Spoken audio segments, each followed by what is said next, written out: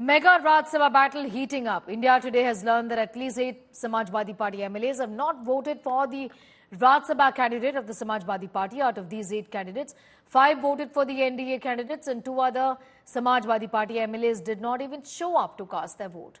Samajwadi Party chief Akhilesh Yadav has accepted the defeat of the party on the 3rd seat. He said that the 3rd seat was a mere test for allies to know who really is the friend of the Samajwadi Party. Earlier today, in a blow, Samajwadi Party chief whip in the State Assembly, Manoj Kumar Pandey, also resigned from the chief whip post with immediate effect without assigning any real reason. 5 SP MLAs have met the Chief Minister of Uttar Pradesh in the Assembly Secretariat. Rajya Sabha चुनाव के लिए आज voting हो रही है और ऐसे में खास बात यह है कि जिन विधायकों पर सबकी नजर थी वो विधायक अब सामने दिख रहे हैं। मुख्य सचेतक पद से इस्तीफा देने के बाद मनोज पांडे यहां पर दिखाई पड़ रहे हैं और ये देखा जाए तो उप मुख्यमंत्री ब्रिजेश पाठक के साथ वो हैं। इसके साथ ही अभय सिंह, राकेश प्रताप सिंह भी हैं। यानी बीजेपी के खेमे में साफ तौर पर पूजा पाल भी दिखाई पड़ रही हैं। जो बात कही जा रही थी कि ये विधायक आ सकते हैं, अब बिल्कुल बात स्पष्ट हो गई है। दयाशंकर सिंह दिखाई पड़ रहे हैं, नितिन अग्रवाल दिखाई पड़ रहे हैं और ये समाजवादी पार्टी के विधायक यानी राकेश प्रताप सिंह, अभय सिंह, पूजा पाल ये दिखाई पड़ रहे हैं। यानी ये बात बिल्कुल स्पष्ट हो गई है कि सपा के ये विधायक अब एनडीए के कैंडिडेट के लिए वोट करने वाले हैं और यहीं से जाकर के तिलक हॉल में जहां पर वोटिंग होती है वहां पर ये वोट करेंगे। अब हम कह सकते हैं कि एक तरह से तस्वीर बिल्कुल साफ हो गई है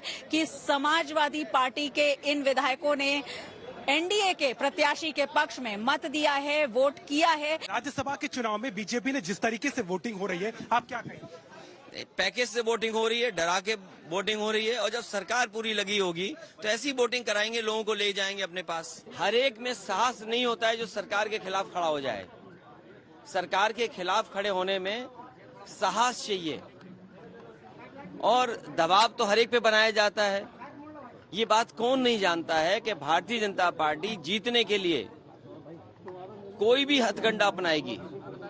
जिस भारतीय जनता पार्टी ने चंडीगढ़ में बेईमानी की हो, बैलेट से जब वोट पड़ा, जीतने के लिए उन बैलेटों को किस तरीके से बिगाड़ा गया, किस तरीके से वोट खराब किया गया और अधिकारी के माध्यम से उस समय अगर सीसीटीवी ना होता और बैलेट से वोट ना पड़ा होता तो शायद भारतीय जनता पार्टी को इस तरह से बदनाम होते हुए नहीं कोई देख पाता। जहां तक यूपी का सवाल है, राज्यसभा के चुनाव में भारतीय जनता पार्टी ने सब कुछ किया है वोट लेने के लिए और जो लोग गए हैं उनमें साहस नहीं रहा होगा सरकार के खिलाफ खड़ा होने में।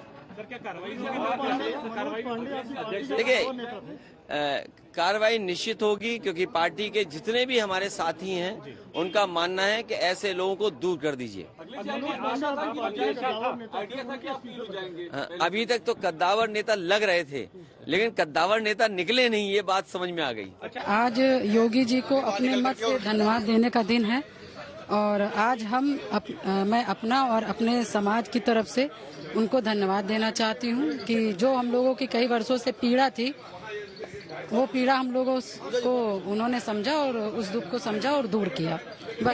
लेकिन आप कल जब बैठक में नहीं पहुंची थी समाजवादी पार्टी के, तभी से ये चर्चा हो रही थी। क्या नाराजगी आपको क्या थी? आपने नेतृत्व से बात की? मैंने बता तो दिया ना, मैंने बता दिया कि आज का दिन माननीय योगी जी को धन्यवाद देने का दिन है। मैं अपने तरफ से और अपने समाज की तरफ से आज जो मैंने मत दिया है उनको धन्यवाद दिया है बस। समाजवादी पार्टी के बहुत सारे विधायकों ने क्रॉस वोटिंग की है, ऐसा माना जा रहा है। बीजेपी खेमे में चले गए। मनोज पांडे ने इस्तीफा दे दिया सचेतक पद से। आपको क्या लगता है कि समाजवादी पार्टी मैनेज नहीं कर पाई जिस तरह से एक तरह से सहेजना चाहिए था अपने विधायक? मुझे ऐसा लगता है इसका जवाब या तो नेतृत्व दे सकता है और या फिर वो लोग जो चले गए। आज की स्थिति में आप समाजवादी पार्टी के साथ और उनके प्रत्याशी को वोट कर चुके हैं, प्रत्याशी के आप उनके साथ? मैं पीडीए के उस नारे के साथ हूँ, उसके लिए प्रतिबद्ध हूँ और उसी प्रत्याशी को मैंने वोट भी दिया है।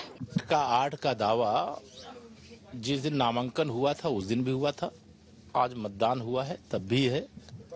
समाजवादी पार्टी के पास तीसरा कैंडिडेट जिताने की हैसियत नहीं थी। उन्होंने तीसरा कैंडिडेट उतार करके समाजवादी पार्टी के अंतर कलह को उजागर करने का उन्होंने अपने आप अवसर स्थापित किया है।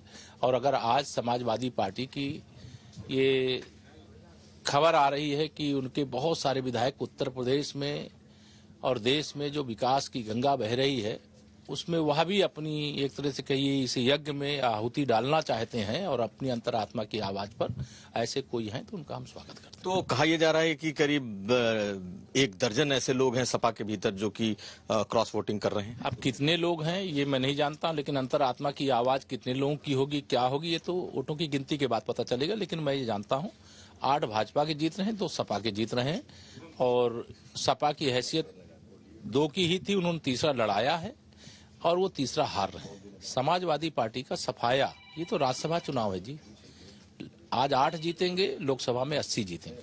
एनडीए के 8 उम्मीदवार बम्पर वोट से जीतेंगे। पहली बात, आपने कल देखा डिनर पार्टी में संकेत कल ही आप लोगों को मिल चुका होगा। कुछ लोग सट करके वोट देंगे और कुछ लोग हट के देंगे। श्री अखिलेश जी को डर लग रहा है, उन्हें लग रहा है कि वो जो प्रत्याशी खड़े किए हैं उसमें शायद कोई हार जाएगा। इस बात को ध्यान में रखते हुए बहाना बना रहे हैं, पर चुनाव की प्रक्रिया बिल्कुल साफ है। हम लोगों ने जितने प्रत्याशी खड़े किए वे सारे के सारे अच्छे बहुमत से जीतेंगे।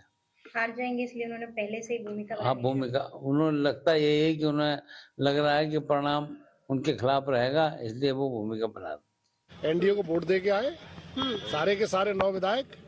कुछ बातचीत हुई है लोकसभा चुनाव में सीटों को ये हमारा मसला नहीं है।